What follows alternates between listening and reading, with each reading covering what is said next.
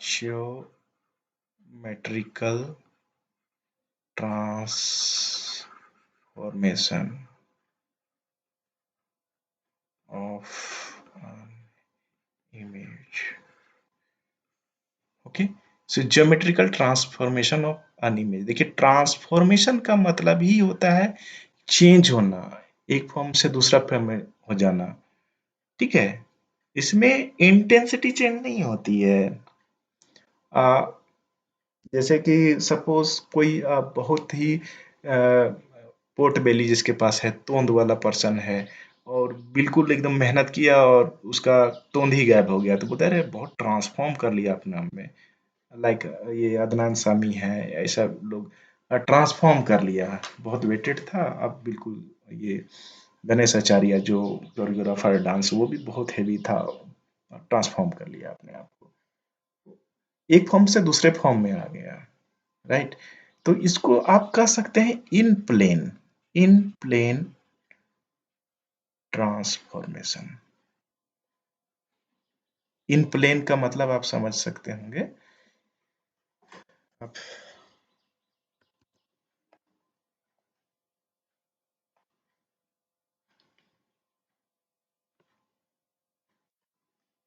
इन plane का मैं मतलब दिखा देता हूं।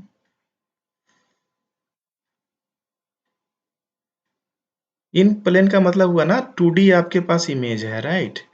2D इमेज है, तो 2D इमेज रहने से आपको जैसे आप देखेंगे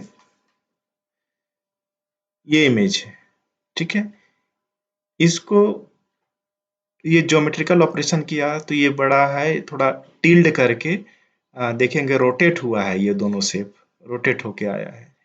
नेक्स्ट देखेंगे, ऐसा समय शेप दिखाता हूँ आपको। ये देखिए, ये क्या है, स्केलिंग है। स्केलिंग का मतलब है कि ये बड़ा था शायद, ये छोटा हो गया। रोटेशन मतलब कुछ एंगल से घुमा देंगे। सीरिंग मतलब उसी प्लेन में थोड़ा सा झुक जाना थीटा एंगल से। ओके, जैसे ये आप ये देख पाएंगे अगर शायद, ये वाला इमेज देखिए, ये जो बड़ा कर दिया मैं, ये देखिए, ये वाला जो पार्ट है आपका ट्रायंगल, इसी को इसी प्लेन में मैं दूसरे जगह पर ले गया, तो इसको बोलते हैं ट्रांसलेशन। मतलब ऊपर नीचे बाएं दाएं जो आप मूव कराते हो इमेज को, उसको बोलते हैं ट्रांसलेशन। और अगर किसी एक्सिस पे, एक्स एक्सिस या वाई एक्सिस के अगर अलोंग उसको रोटेट करते हैं, तो उसको बोलते हैं रोटेशन। ठीक है, फाइन। और अफाइन ट्रांसफॉर्मेशन क्या होता है कि जैसे आप ऊपर नीचे भी कर दिए, ओके, साथ में रोटेट भी कर दिए, मतलब एक दो या दो से ज्यादा ऑपरेशन जो है ज्योमेट्रिकल ऑपरेशन एक साथ कर देंगे, तो उसी को बोलते हैं अफाइन transformation. I hope you got the point. अलग अलग समझिए आप कि कोई मेरे पास इमेज है, देखिए ये जो इमेज प्रोसेसिंग में हमेशा फोटो देखते होंगे, इसका नाम लीना है। ये इमेज प्रोसेसिंग सोसाइटी में अपना फोटो दी थी, बहुत ही इसका यूज हुआ है, इसको सम्मानित भी किया था कैनबरा में लोग। फाइन, और इमेज का देख लीजिए रोटेशन, ये देखिए रोटेशन है, ये देखिए ये रोटेशन है, ठीक है, रिफ्लेक्शन है। तो आई होप कि ये आप समझ पाते होंगे, मैं समझा देता हूँ आराम से।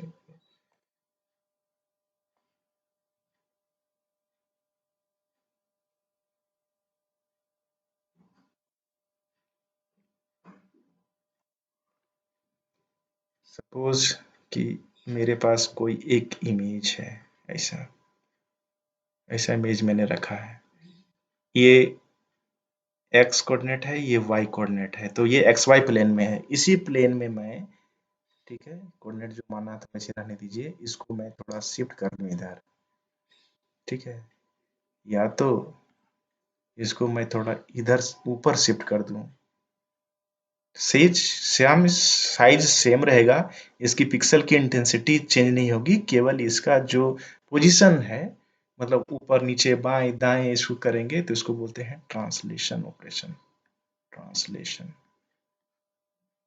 Right.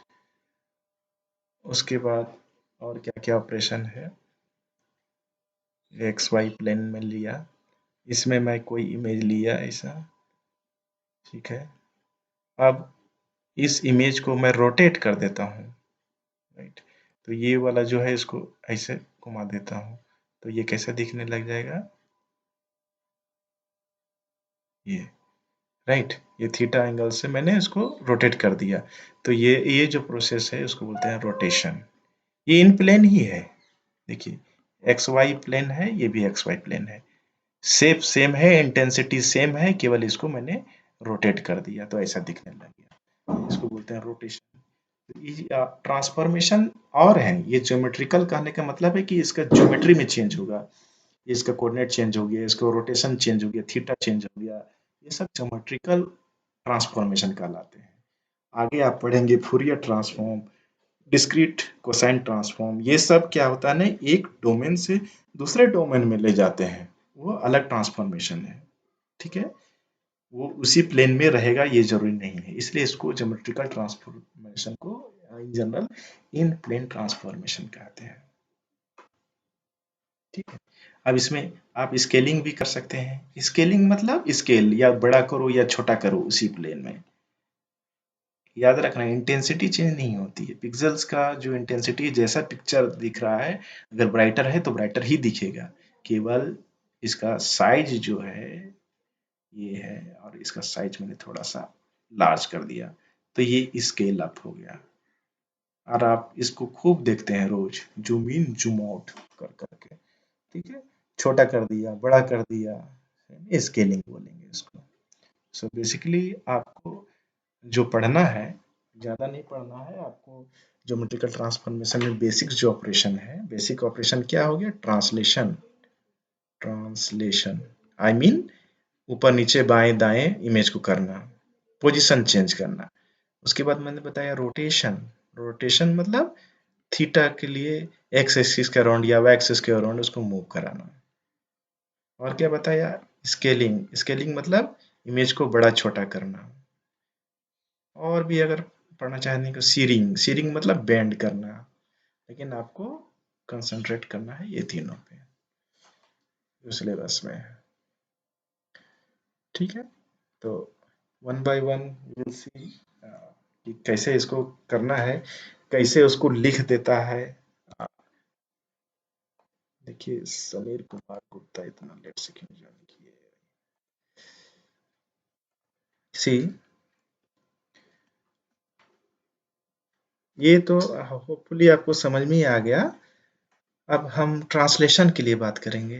Translation, translation you know, only position change, shifting, इसको शिफ्टिंग बोल सकते हैं, एक्स एक्सिस में वाई एक्सिस में। तो लेट सपोज कि ये 2D प्लेन है, ठीक है, इसका कोऑर्डिनेट एक्स वाई है, ठीक है। अब हम क्या करते हैं कि नया पोजीशन जो इसका है इमेज का, अभी इसका कोऑर्डिनेट मान लीजिए इस पॉइंट का एक्स वाई है, नया जो बाएं दाएं करने के बाद इसका पोजीशन मैंने एक्स डैश वाई डैश लिख दिया, new position, new position after shifting, ठीक है। तो कैसे किया आपने, आप जान रहे हैं ना कि मान लीजिए कोई इमेज मैंने यहाँ पे लिया ऐसा, और ये एक्स एक्सिस है, ये 2 है, ये 3 है, मान लीजिए इसको यहाँ पर ऐसा कर दिया मैंने, ये 3 है, तो एक से इधर शिफ्ट हो गया, ठीक है, एक्स एक्सिस में, और वाई में भी जो इतना शिफ्ट हो गया ना, वाई में ये शिफ्ट हुआ है ना, तो इसको मान लीजिए कि ये मैं बोलता हूँ डेल एक्स और इसको बोलते हैं डेल वाई, ठीक है। तो उसको कैसे लिखेंगे, तो नया जो पोजीशन है एक्स का वो कैसे मिला, पुराना वाला पोजीशन में जो आपने इंक्रीमेंट किया, हो सकता है वो डिक्रीमेंट हो, ठीक है।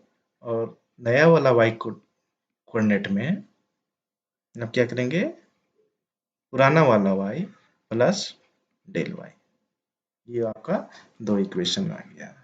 इस इक्वेशन को मैट्रिक्स फॉर्म में लिखना है, मैट्रिक्स फॉर्म में कैसे लिखेंगे, यू बेटर नो, ये वाला एक्स एस वाई एस इसको एक मैट्रिक्स बना दिया, एक्स वाई को एक मैट्रिक्स बना दिया,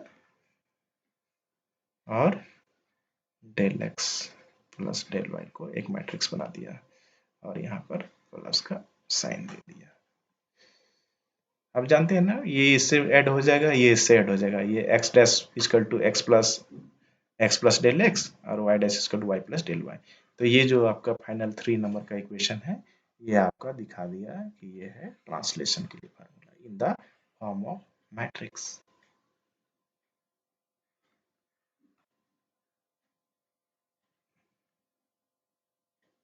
है ना। किसी को दिक्कत ट्रांसलेशन में? जो शिफ्ट करेंगे तो दो कोऑर्डिनेट में चेंज होगा ना, एक्स और वाई में, तो जो चेंज होगा वही चेंज है। हाँ बोलिए, कोई बोलना चाह रहे हैं बोलिए, बोलेंगे प्लीज। Okay, scaling. स्केलिंग में भी आपको पता है कि एक्स कोऑर्डिनेट को मैं कुछ से मल्टीप्लाई कर दूंगा, वाई कोऑर्डिनेट को कुछ से मल्टीप्लाई कर दूंगा, तो let it be new position of x is equal to older one multiply with some scale factor sx, and y coordinate is equal to older one y multiply with scaling in y, इसको बोलेंगे scaling factor. This x s and x y is called the scaling factor. How to write in this the matrix form? Matrix form में कैसे लिखेंगे? इस x dash y dash is the matrix. Now see sx 0, then 0 xy, again see this x and y multiply, you know matrix multiplication होगा तो कैसे होता है, this row and column, so xx into x, this 0 multiplied by 0 plus again this row and this column, so 0 multiplied by x 0, y multiplied by xy, so again you get this. Okay, so total is this, but if you metric wise, how we say this row x dash is equal to x xx, and for this y dash is equal to this row multiply by this one, I mean this term y sy, so exactly you get the same one. Okay,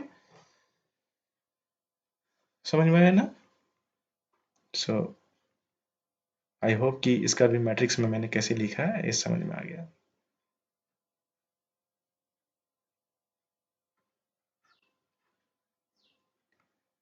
ये भी clear हो गया होगा I hope. Till now आप scaling भी लिख लिए, ये भी लिख लिए। Now come to the rotation. Rotation, suppose ये एक्स वाई डायरेक्शन है, x y plane, x y plane में मैं कोई एक इमेज लेता हूँ, suppose this one is my image, ठीक है। अब इसको मैं क्या कर सकता हूँ,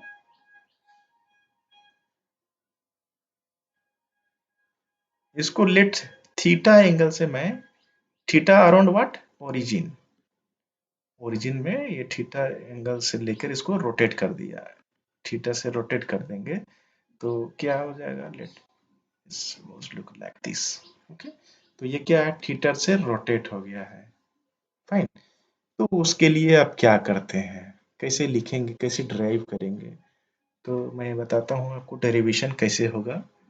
सपोज यू नो कि अगर कोई मैं यूनिट सर्कल लेता हूँ, आपने भी ज्योमेट्री एंड ट्रिगोनोमेट्री ऐसे में पढ़ा होगा, this is x axis, this is y axis, let's suppose this is theta, okay, direction is theta is counterclockwise, anti-clockwise. Now see is r is equal to 1, radius 1 लिया है। अब यहाँ पर ये एक ट्राइंगल बन जाता है, राइट एंगल ट्राइंगल बन जाता है, ठीक है। अगर थीटा से इसको मूव कराते हैं तो ये एक राइट एंगल ट्रायंगल बन जाता है अगर मैच करेंगे तो। ठीक है, तो यू नो ये हाइपोटेनस हो गया, ये बेस हो गया, परपेंडिकुलर हो गया। अब जानते हैं कि ये वाला अगर आपको फाइंड करना है तो क्या लिखते हैं, r cos theta and this one is r sin theta. Here r is 1, so this comes to be cos theta and sin theta, isn't it? Fine. So suppose कि मैं पहले इस जो इमेज है उसको थीटा से क्लॉकवाइज घुमाया image को, और उसको ओरिजिन के एक्सिस में अपने थीटा का राउंड मूव किया। किस एक्सिस के अराउंड? एक्स एक्सिस के अराउंड। एक्स से इधर मूव किया ना, तो इसके लिए आपको क्या पैरामीटर आने वाले हैं? एक्स कोऑर्डिनेट में क्या आने वाला है? cos theta, and y coordinate में क्या आने वाला है? sin theta. तो आप इसको लिख दीजिए cos थीटा sin थीटा, पहला कंडीशन। जब आप एक्स के अलोंग आप मूव कराते हो, और वाई एक्सिस के अलोंग अगर मूव कराना है तो क्या होगा? ठीक है, वाई एक्सिस के अलोंग मूव कराना होगा तो क्या होगा?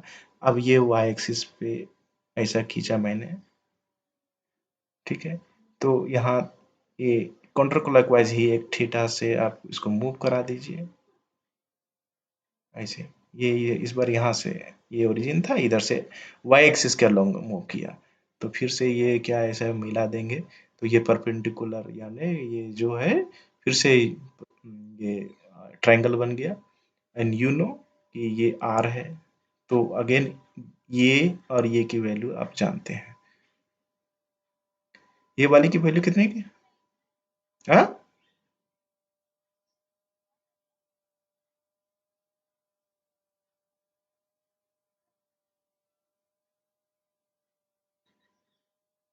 नहीं नहीं, वो जेड एक्सिस के अलोंग करेंगे ना तो वो तीसरा एक्सिस हो जाएगा, तो वो 2D प्लेन नहीं रहेगा, वो 3D प्लेन हो जाए। यस यस, आपको जो ज्योमेट्री अभी मैं बता रहा हूँ ना, इन प्लेन जो बता रहा हूँ, मैंने जो बताया ना इन प्लेन, ज्योमेट्रिकल जो पढ़ना है ना वो इन प्लेन पढ़ना है आपको। मतलब एक्स वाई प्लेन पे ही देख रहे हैं ना, क्योंकि दो एक एक्स एक्सिस के अलोंग, एक वाई एक्सिस के अलोंग। आपका कहना है कि जेड एक्सिस के along, why not sir? Z axis के अलोंग लेंगे तो इन प्लेन नहीं होगा, ये प्लेन है ना, अभी ये प्लेन बोल रहा हूँ। अगर वाई एक्सिस के लेंगे, जेड एक्सिस के लेंगे तो ये तीसरा प्लेन भी हो जाएगा, 3D इमेज हो जाएगा, 3D प्लेन हो जाएगा। ठीक है, वो भी मैं बताऊंगा जब डीसीटी और ये बताऊंगा ना, तो उसमें ये कंसेप्ट आता है। वो कंसेप्ट क्या है, जैसे फोरियर ट्रांसफॉर्म, लेप्लेस ट्रांसफॉर्म का, जैसे कोई आप एक बिल्डिंग लेते हैं, बिल्डिंग को आप सामने से देखते हैं तो कुछ दूसरा देखेगा, और टॉप से देखेंगे तो दूसरा देखेंगे, एडी में पढ़ेंगे, साइड से देखेंगे कुछ दूसरा दिखेगा। तो ये देखिए, थ्री व्यू है ना, 3D व्यू है ना आपका। ठीक है, तो ऐसा में जो ट्रांसफॉर्मेशन है कि आप सामने से देख रहे हैं तो यूसेट का गेट दिख रहा है, ऊपर से देख रहे हैं तो छत वाला जो पैटर्न दिख रहा है वो दिख रहा है रूप से, साइड से देखेंगे तो कुछ इस टाइप से दिख रहा है। तो ये जो अलग अलग एक्सिस पे देखने का अलग अलग नजरिया है, यही आपका काम करता है ट्रांसफॉर्मेशन। लेकिन ये जो ट्रांसफॉर्मेशन ज्योमेट्रिकल वाले हैं, रोटेशन जिसके अंदर है, ये केवल 2D में ही अप्लाई होगा। Got the point? हाँ, तो मैं क्या कर रहा हूँ, पूरा केस ले लेता हूँ ना 2D में। एक बार एक्स के लिए तो ये वाला केस आया cos थीटा tan थीटा, ठीक है। अब ये सेट आया, अब y के अराउंड कर देंगे तो देखिए ये वाला टर्म और ये वाला टर्म क्या होगा आप जानते हैं ना, जो थीटा से लगा रहता है वो cos थीटा बन जाता है, तो थीटा से लगा हुआ ये वाला है, तो ये हो जाएगा cos थीटा, और ये इधर sin थीटा। अब देखिए जो न्यू पोजीशन यहाँ पर आया है आपका, दिस वन, ये जो न्यू पोजीशन है, ठीक है, इसका एक्स और वाई कोऑर्डिनेट में देखिए कि क्या क्या आया है। एक्स कोऑर्डिनेट में ये वाला है लाइन, मतलब साइन थीटा वाला, लेकिन ये ओरिजिन के अराउंड कर रहे हैं तो ओरिजिन के अराउंड इधर बढ़े इतना, तो ये डिस्टेंस क्या होगा, माइनस एक्स में होगा। डिस्टेंस अगर करेंगे तो माइनस में होगा ना, ये वाला डिस्टेंस, उसका वैल्यू थीटा है, तो इसको मैंने माइनस साइन थीटा लिखा। और ये इस बार वाई एक्सिस के अराउंड क्या है, कॉस थीटा, तो कॉस थीटा लिखा।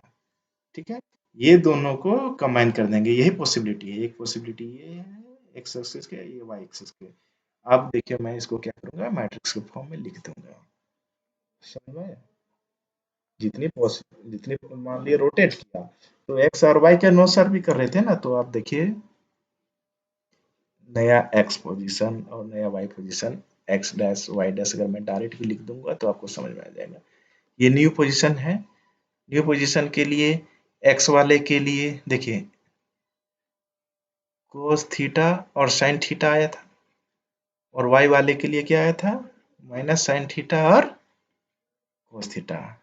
और ये दोनों को एक्स वाई से मल्टीप्लाई कर देंगे, तो ये आपका जो फार्मूला आया यही है रोटेशन के लिए, ज्योमेट्रिकल रोटेशन के लिए। Isn't it? जैसे आप एक्स डैश की वैल्यू अगर निकालनी होगी इस मैट्रिक्स से, तो जानते हैं कि ये इससे मल्टीप्लाई होगा। ठीक है, x cos theta minus y sine theta, और वाई डैश की वैल्यू निकालनी होगी तो ये ऐसे, ये रो x sine theta plus y cos theta हो गया। ये इक्वेशन फॉर्म में होगा, ये मैट्रिक्स फॉर्म में हो गया। Isn't it? Okay, so I hope कि ये भी समझ में आ गया होगा आपको। ठीक है ना? तो बेसिकली आपके सिलेबस में यही तीन है, ट्रांसलेशन, रोटेशन एंड व्हाट, तीसरा क्या है, नहीं बताया आपको। स्केलिंग, स्केलिंग शिफ्टिंग का देखिए, आपको पढ़ना था ट्रांसलेशन, मतलब ये ही शिफ्टिंग है, शिफ्टिंग है, पोजीशन चेंज, एक ही चीज है, राइट। इसमें किसी में इंटेंसिटी चेंज नहीं होता है। एंड ट्रांसलेशन के बाद कौन सा है, हाँ स्केलिंग भी बोल सकते हैं। स्केलिंग मतलब ये जो इमेज है इसको बड़ा छोटा केवल करना उस प्लेन में, ठीक है, प्लस या माइनस। देन ये क्या करेंगे, rotation, rotation you know around theta आपको मूव कराना है, आइदर एक्स एक्सिस और वाई एक्सिस। बस यही तीनों के लिए मैट्रिक्स फॉर्म में आपको लिख देना है। And if you browse or if you open any book, so you maybe see matrix not in this form. हो सकता है कि इस फॉर्म में ना रहे मैट्रिक्स, और एक अलग फॉर्म में आपको दिखे जिसको बोलते हैं होमोजेनस इक्वेशंस। तो होमोजेनस का मैं हिंट केवल दे रहा हूँ कि वो करते क्या है एक्चुअली। ये देखिए, ये दो इक्वेशन है ना, राइट। इसको ऐसे भी लिख सकते हैं ना, एक्स डैश, इसको इधर ले आओ, minus x cos theta plus y sine theta equal to zero, y dash minus x sine theta minus y cos theta equal to zero. ये जो दोनों इक्वेशन है इसको बोलते हैं, अगर राइट साइड जीरो है you know that it is called homogeneous equation. ठीक है, होमोजेनियस इक्वेशन में ऐसा लिखते हैं। तब अगर मैट्रिक्स बनाएंगे तो यहाँ जो 2x2 का है ये 3x3 का बन जाएगा मैट्रिक्स। बिकॉज देखिए यहाँ पर 3 वेरिएबल हो गया ना, एक्स डैश, ये एक्स और ये वाई, इसके कोफिशिएंट जो हैं आपके वो 3 हो गए। यहाँ भी a11 जिसको बोलते हैं, a12 और a13, a21, a22, a23, ये इसका एक मैट्रिक्स बनेगा। तो ये 3x3 का मैट्रिक्स बन जाएगा, 3x3 मैट्रिक्स इन होमोजीनस इक्वेशन। बात समझ में आई? मैट्रिक्स को सॉल्व करने का बहुत तरीका है, जिसमें एक तरीका है कि राइट साइड को जीरो कर दीजिए तो क्विकली सॉल्व होता है, जिसको बोलते हैं होमोजेनियस इक्वेशन। तो होमोजेनियस इक्वेशन के टर्म में अगर आप इसको रखना चाहेंगे मैट्रिक्स को, तो यहाँ पर ये तीसरा टर्म आ जाएगा, लाइक दैट। किसी में यहाँ 1 1 1 1 ऐसा, 1 यहाँ 0 0 0 0 ऐसे आ सकता है। आप जिस सॉल्व करके जो मैट्रिक्स आएगा, ठीक है, मैंने एग्जांपल लिया कि ऐसा ऐसा आपको दिखने में आएगा तो घबराइएगा नहीं, वो एक्चुअली होमोजेनस इक्वेशन है। और ये होमोजेनस इक्वेशन नहीं है बिकॉज राइट साइड इसमें देखिए वैल्यू है। अब इसको ऐसा लिख दिया और राइट साइड को मैंने इक्वेट टू जीरो कर दिया, तो ऐसे इक्वेशन को होमोजेनस इक्वेशन कहते हैं। इस होमोजेनस इक्वेशन को मैट्रिक्स फॉर्म में लिखते हैं तो ये जो टर्म है ये कुछ ट्रांसपोज के टर्म में आ जाता है सॉल्व करने पर। तो वो जो इक्वेशन है आप देख लीजिए होमोजेनियस में, और होमोजेनियस में भी आप लिख सकते हैं, क्योंकि when you open a book and any, if you go through any tutorial, okay, any PDFs, you might observe that, oh, sir has told me this cos theta minus sin theta, and but here written cos theta minus tan theta 1, sin theta cos theta 0, then 0 0 1. So sir has wrong. No, but we observe that here that x y transpose matrix written there. Okay, so in any way you can symbolize, any way you can represent your equation, meaning should be same. That's why especially I told you. Yeah, somebody wanted to say something. Any one of you? Yes sir, बोलिए.